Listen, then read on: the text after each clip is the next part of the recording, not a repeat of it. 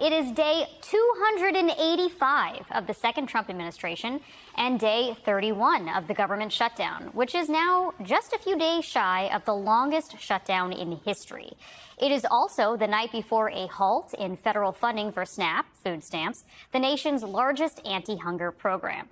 This week, several states sued the Agriculture Department to keep that money flowing. And earlier today, a federal judge in Rhode Island ordered the administration to continue paying for SNAP out of a contingency fund, while a Massachusetts court gave the government until Monday to indicate whether they would provide full or partial benefits. Tonight, President Trump responded on his social media platform, saying that he would be honored to fund food stamps if the court gives him clarification on how to legally do so. He also acknowledged that assistance may still be delayed. But that's not the only critical program hanging in the balance right now. Tomorrow, funding ends for Head Start locations serving 65,000 children nationwide. We will get into the devastating consequences of all of that in just a minute. But first, as the pain caused by the shutdown reaches what Senator Josh Hawley called a point of absurdity, the Senate has left Washington without any clear path forward. And tomorrow, millions will face sticker shock when open enrollment for the Affordable Care Act begins. Remember, at the very heart of this entire shutdown fight is a dispute over expiring premium subsidies. Democrats won't agree to a spending deal unless Republicans agree to an extension. That's why Democrats are withholding their votes to reopen the government. With all of that laid out, let's bring in our lead-off excellent panel, Michael Schnell, MSNBC congressional reporter, Philip Bump, former Washington Post columnist and my former colleague, and Evan McMorris Santoro, reporter for Notice. Michael, I want to start with you right there. ACA open enrollment begins tomorrow. And we have seen some eye-popping estimates for how much insurance rates will go up when those tax credits lapse. But that was hypothetical, at least for a while, and now it's becoming very real. How much do you think that sticker shock will change the dynamics for lawmakers and their constituents? Democrats, Catherine, are certainly hoping that will be the game changer. Republicans are sort of brushing off the concerns. Look, it's hard to understate how significant tomorrow is. It's November 1st. It's the day we've been talking about throughout this entire shutdown. As you mentioned, open enrollment for Obamacare enrollees begins tomorrow. And because those premium tax credits have not yet been extended, folks are going to see much higher premiums. Those subsidies not in place right now for the next year. So they're going to see higher prices. Now, what Democrats fear is that some of those Obamacare recipients will elect to not get health care because the money is too high. And now that was always what we were talking about when it came to November 1st. But now the second thing that we have added to that is the USDA has said that SNAP benefits will not be able to go out tomorrow. Now, I understand this is wrapped up in the courts and there was that ruling in Rhode Island, but still, the Trump administration has said it plans to ask the judge for legal avenues to dispatch that money. So it's not completely a done deal yet. They don't exactly know how they're going to go about that. So tomorrow is still going to be a flashpoint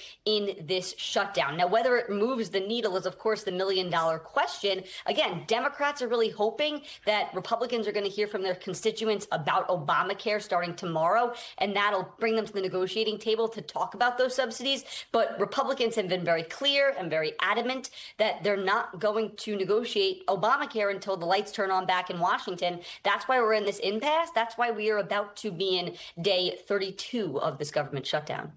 So, Evan, as you just heard Michael talk about, Republicans seem to be hoping that this sticker shock does not take hold, that Democrats don't have the upper hand. In fact, this is how Dr. Mehmet Oz, who runs the Centers for Medicare and Medicaid Services, CMS, framed the costs earlier this week. Take a listen.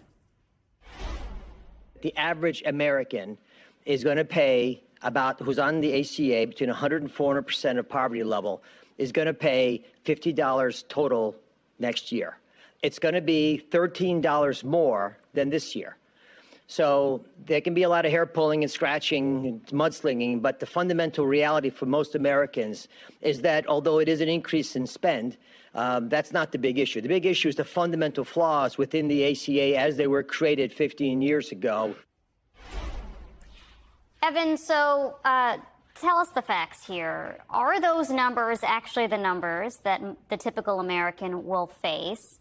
And if not, How is this kind of wishing away of the additional premium hikes likely to resonate with the public? Well, no, those numbers are not correct. We've seen reports of huge increases in costs for many consumers that get their healthcare through the ACA if these subsidies expire without being extended. The challenge here is that this has been the Republicans' problem with the politics of this all along, which is that from the very beginning of this shutdown, the plan was Democrats are never going to be able to eat this pain of what a shutdown is like, of how hard this is and what happens to you when the government shuts down. But then as every little step of the way goes along, it is the Republicans in the White House who start to really panic about it, right? The Democrats have stayed fairly consistently together on this. And their whole thing has been, you have this big healthcare subsidy problem coming your way. You have to figure out some way to solve it. We have an idea, have a negotiation with us, say the Democrats. And the Republicans have said, no, you're going to break down and you're going to back away from this when you see how hard this shutdown is. That hasn't happened.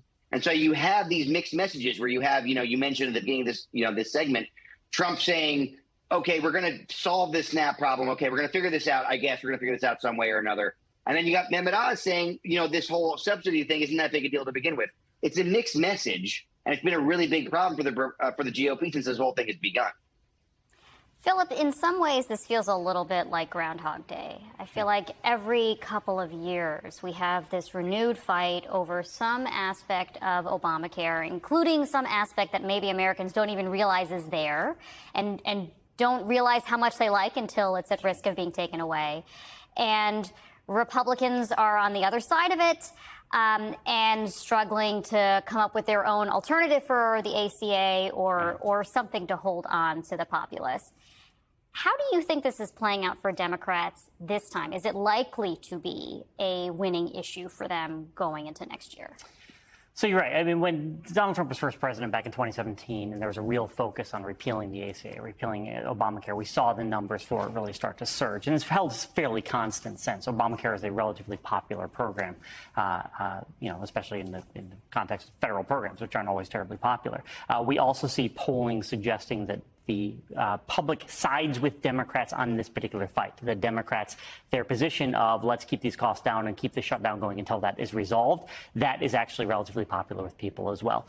I think what's fascinating about this moment, and Evan was just speaking about the challenges the Republicans are having. One of the central challenges is that Donald Trump himself has no message on this, right? In part because he doesn't really care that much. He's much more interested in his renovations that he's doing at the White House and so on and so forth. In part because he's always had the same message, which is, we're going to replace it with something great. And it's been 10 years. And we're all cognizant of the fact he has nothing great in his pocket. It's still 2 weeks away. Yeah, of course. But I think there's something fascinating about this particular moment. It is that, we used to talk about, or I used to use the analogy that I stole from the great writer Julian Sanchez, when we were talking about the imposition of tariffs, that we had run off the cliff. We're like Wile E. Coyote, we'd run off the cliff, and we weren't yet aware that we were not standing on solid ground. And the question was how far we're going to drop. This is happening much faster, right? The shutdown is a month old, and this is a moment in which we're running off the cliff, and all of a sudden gravity is going to start tugging on us as of midnight, right? And we are going to find out what that drop looks like, and that's going to be a pain point for the president he hasn't seen yet. And I really think it's worth highlighting the fact that Donald Trump is here saying, hey, man, I don't know, the courts are saying I can't do it. Are you joking? Like, this is a guy who's blowing up random people in the middle of the Caribbean, right? Like, this is obviously something he doesn't want to do. He thinks that people who are going to suffer are not going to be the people who are his base, which he's wrong about based on the numbers. And I think we're going to find out very quickly, once this pain starts to affect people, that he does not have a tenable position in that regard.